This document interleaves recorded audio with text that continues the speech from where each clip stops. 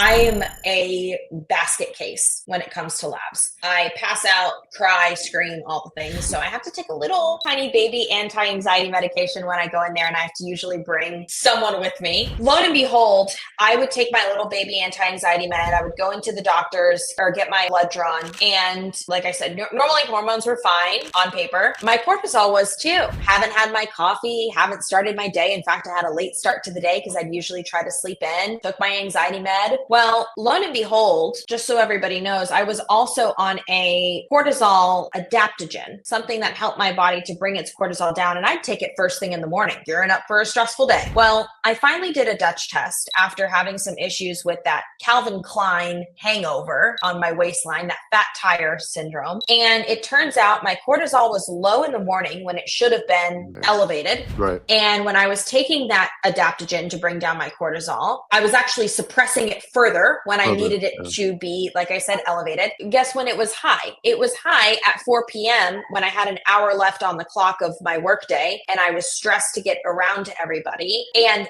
that is when my body needed the adaptogen. I would have never known had I not done a Dutch test because it shows your cortisol at 4, 5 if you wake up in the middle of the night, points across the day.